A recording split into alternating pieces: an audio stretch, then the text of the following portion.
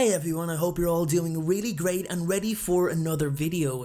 Has anyone ever wondered what the deal was with Lucius Malfoy getting off scot-free both times? He participated as a Death Eater in both Wizarding Wars, committed awful crimes, and still avoided punishment. What was it about Lucius that made him so different from the others? And was there any repercussions for him from Death Eaters who had avoided capture? That's exactly what I'm going to address in today's video. Let's take a look at how Malfoy got off both times. So sit back and enjoy today's video from Harry Potter Folklore.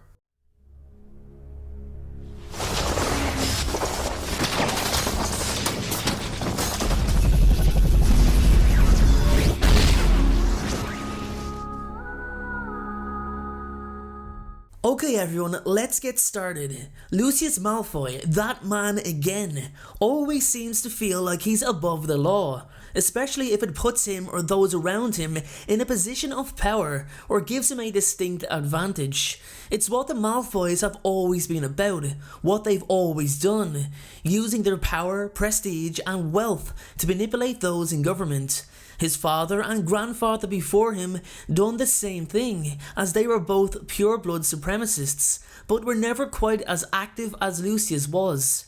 However, the ideology was something that was heavily placed upon Lucius during his upbringing, so it's no surprise that he behaved how he did. Lucius became one of the earliest known Death Eaters, well, official Death Eaters. Tom Riddle did have his early group, known as the Knights of Walpurgis, while in school, but they were not his official band of followers. So, Lucius actually rises through the ranks pretty quickly. Not that he'd have much of a rise to do. He'd already be pretty high up to start with, as Voldemort would see how useful the name Malfoy actually was quite early on. Now, as we know, Voldemort and his Death Eaters come extremely close to securing complete victory in the First Wizarding War. The Order of the Phoenix were on their last legs, and there was absolutely nothing they could do about it. Voldemort then disembodies himself by failing to kill Harry Potter, and all hell breaks loose. Many Death Eaters go rogue, some stay amongst the forces, and then others actually sought out the Dark Lord, believing it simply impossible for him to just disappear out of plain sight. Lucius, believing his master to be dead, actually tries to take control of the army and mount his own challenge to dominance. That's how far Malfoy went. He wasn't just captured because he was a Death Eater, he actively drove Voldemort's forces forward.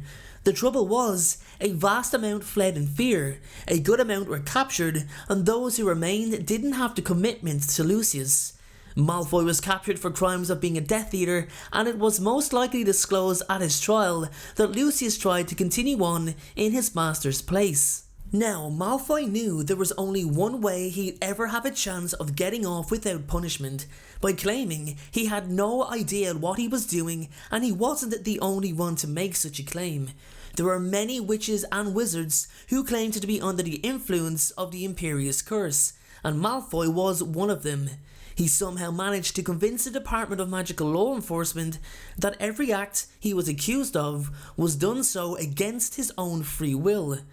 Lucius was extremely clever. He would have used an ironic argument to strengthen his position, something like, what is the point of practicing magic if we cannot protect those who have fallen under its negative influence? How wrong it is to take away a wizard's freedom for falling victim to the Imperius Curse.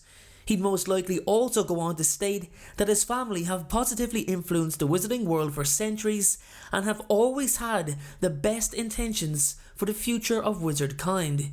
If you stack it all up, it's actually quite a compelling argument, and I think many of us can see how and why Lucius got off.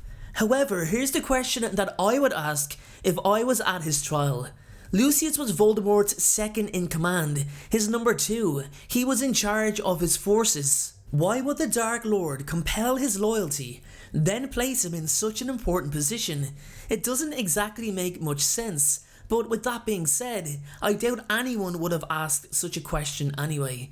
Lucius also publicly renounced Voldemort. He disassociated himself with everything the Dark Lord had done and spoke out avidly against him to let the public know that he was truly hypnotized to do Voldemort's work. Lucius got off completely and actually flipped the situation by becoming more involved in government dealings and eventually joining the Hogwarts Board of Governors to also influence school ongoings. I think it's clear he was quite bitter that his original ambitions did not come to light. However, he still used his wealth and family prestige to continue having some power at least. Now, that's the first time. The second time was a lot different. Lucius couldn't do much about it either. He took charge on the mission to retrieve the prophecy, and he failed. Badly.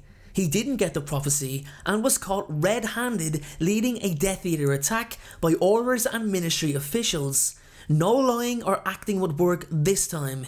This was the second time he was caught for Death Eater activities. He was immediately jailed in Azkaban with his picture splayed all over the Daily Prophet.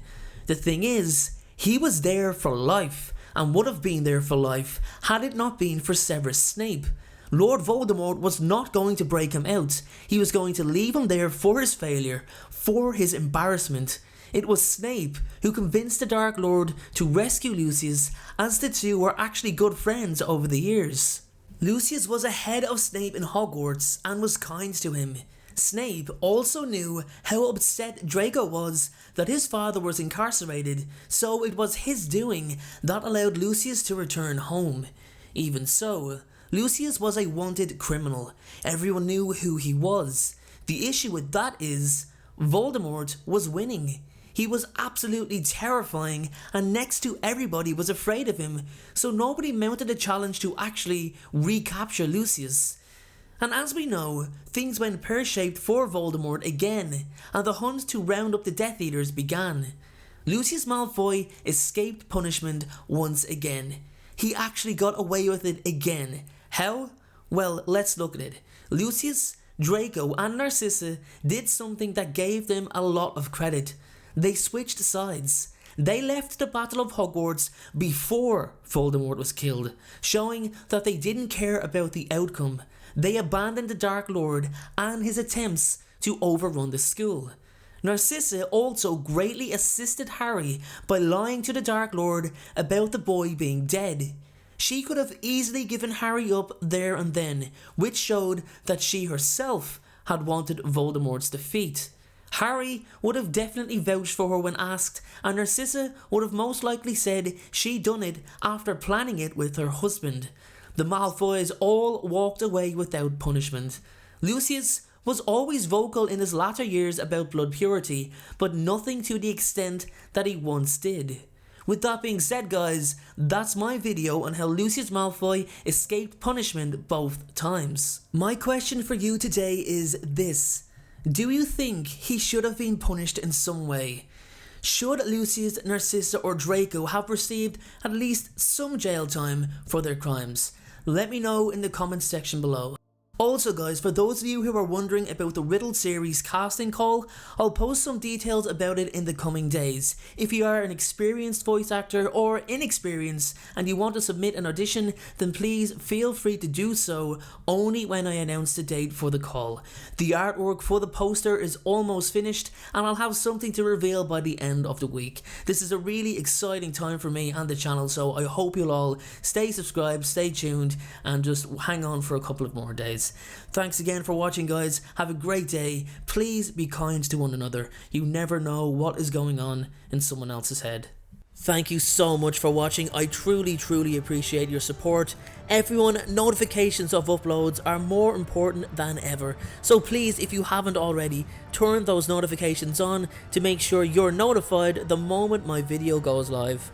Making videos is what I love to do, it's my dream and my passion, however it does cost time and money to produce this content, so if you have $1 to spare to support me on Patreon in exchange for some exclusive unseen content, then you can click the Patreon link below or at the end of this video.